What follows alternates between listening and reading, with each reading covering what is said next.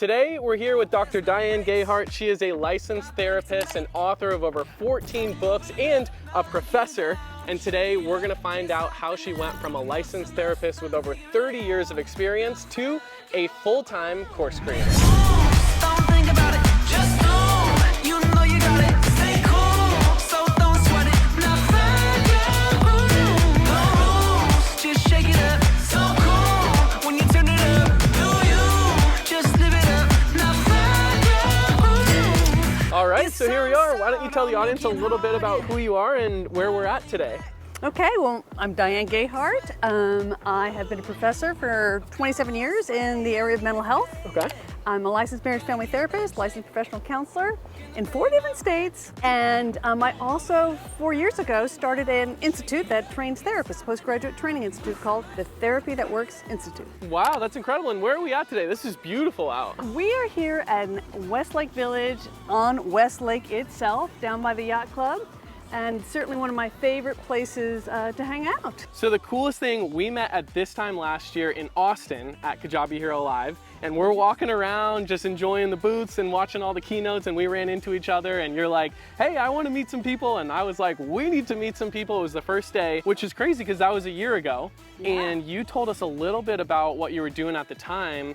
You're a professor, you're an author of all these books, and then you're like, I'm also creating courses. And now you did this TedX presentation. Tell us a little bit about the TedX talk and what that was about. Okay, well, my TEDx talk was in Canada at Queen's University, about 3 hours north of Toronto. Okay. And the title of my talk is Mental Health Unmasked, Unveiling the Secrets to Sustained Sanity.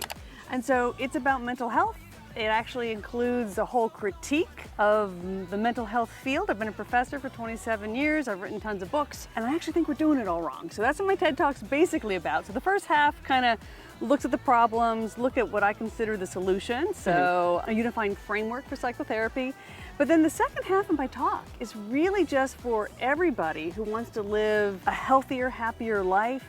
There is so much that research tells us that are simple little things to do. So I go into what I call the 5 pillars of wellness, and then I also go into micro habits. So you just need 1 to 5 minutes a day to really promote your wellness. So that's my TED Talk in a nutshell. I love it. And so you're saying that we're doing this all wrong, and the idea is to kind of redefine it. How did you come up with initially the idea for the talk itself? Oh, about writing 14 different books and Okay. 27 years of research. Just a basically. little bit Just of a experience. Little bit. Took a little time to Okay. come up with my TED Talk idea. That's what TED Talks are. I'm actually the only living person who has written books on all of the traditional counseling theories as well as family and couple family theories. So I have a lot of mental health theory and knowledge and research in my head. So you do all this research, and my mind was actually like putting together this unifying framework that pulled it all together. And I didn't realize I was doing it till my students would ask me questions, and then I would answer, and I'm like, wow, I actually have a framework that's in my head that I didn't realize I had. And so I started teaching it and writing about it, and that is where the idea for the TED Talk came in, because honestly, I think the general public is gonna love the idea better than at least the traditional, well-established, mental health academics, because we have our way of teaching this stuff, right? And so I'm really breaking the mold, and I thought, TEDx is like, those talks are where these things kind of take off. So that's where the idea came from. So we're taking a year's worth of preparation and we're condensing it down to a presentation that's just 16 minutes. Yep. How do you prepare for something like that? Well, it is a lot more work than even I expected. And, the memorization part was a strong 2 months. Okay. And I had to practice every day for 1 to 2 hours for my 16-minute speech. Every day? Every day. Okay. Every day. The first round, I actually did what's called a passive learning, where I recorded myself doing the speech, and then we used this binaural beat that my coach gave me to help me put it into my subconscious. So I did that for several weeks. Then I took a script and I color coded it, so into 6 main sections. Wow. And then the thing that worked the best was actually what my coach called scenic memory, where I took then the 6 major chunks, and I had to find a room, and I had to like I was walking through the room of the house, because we're all familiar with our houses. Our houses are safe spaces.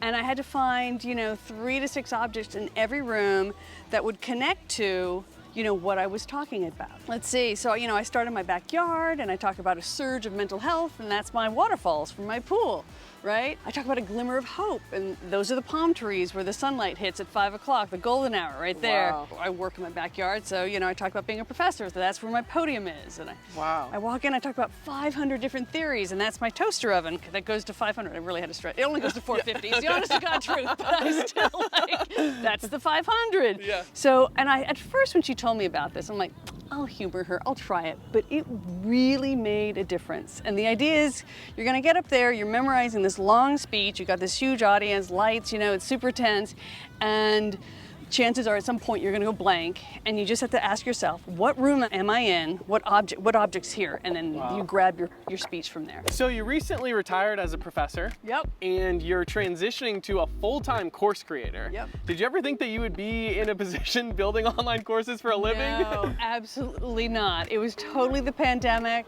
kind of forced us to go online, and I was one of those professors like, you can't teach people to do psychotherapy online.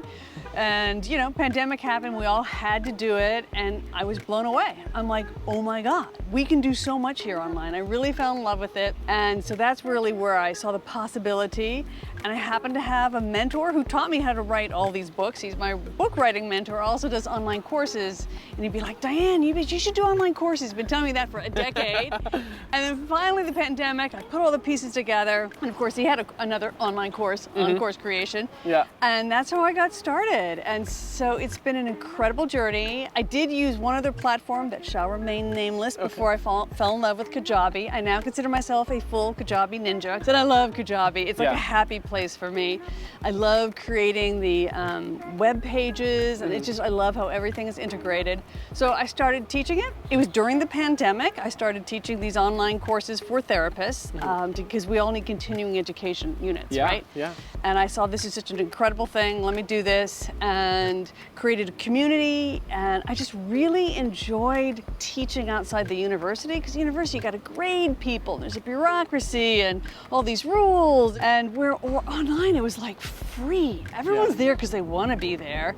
No one's being graded, so everyone's chill and relaxed. They just want to learn. They're not asking me, how many references do we need? What's the size of the margin? What font should I use? Yeah. People are just like, teach me how to do this really good. I'm like, yes! So that's a lot of stuff that we've talked about. 30 years of experience, and then also transitioning to building a whole new business online. How do you balance your work life? And is that something that you found one thing to kind of take you away and escape, or how do you kind of manage the two?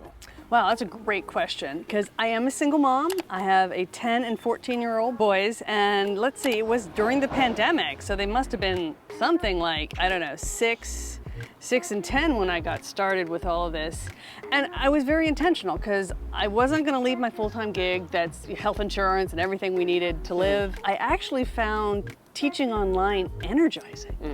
Like my regular job was draining, but this fueled me. So that was real important. So I worked 60 or more hours a week for the last 3 years, really. I have. So I've worked a lot of hours, but the Kajabi course creation, meeting with people from around the world, teaching them, just having it all be exciting. There's no grading to do, which I hated, no faculty meetings, which I hated. So it fueled me, although I worked a lot of hours. And I sat down with my kids. They were young even at that time. They were 6 and they were 10. Quite frankly, our local school district kind of imploded. And, I have these really smart kids who need education. I said, I can probably get you to a private school, but I'm going to work weekends plus the week. And so I worked, and I sat down. We had a whole family conversation. I thought about where I'll get the quality time with them, and then also taking care of my own health. I still exercise every day. I get my 7-8 hours of sleep every day. I eat healthy. So those are part of the 5 pillars that I talk about in my TED Talk. Okay, we're gonna have to go watch it. I kept the 5 pillars going for all of us in the house. I made sure I had quality time with them every night, connected with them.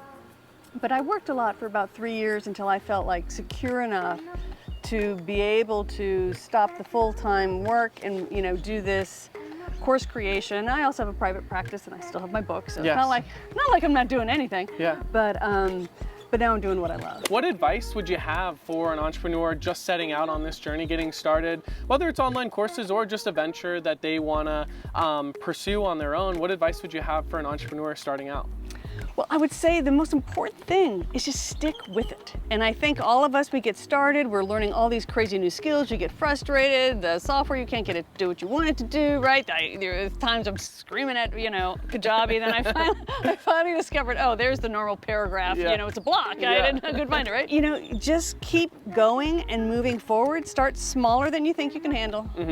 And just don't stop. Just no matter what happens, just keep moving forward. Your launch doesn't go the way you want it to, just keep moving forward, because it's the consistency, which is where the success comes from. And those, if you're hoping to just do this and make, it's all gonna go smoothly or you give up, this is not a thing for you. That's incredible. And you've done that and been persistent and consistent with it. And look where you're at now, something that you never thought would have happened. You're now in this position, which is amazing. Well, I really appreciate, this conversation. This has been a ton of fun. And where can someone go to find out a little bit more about you?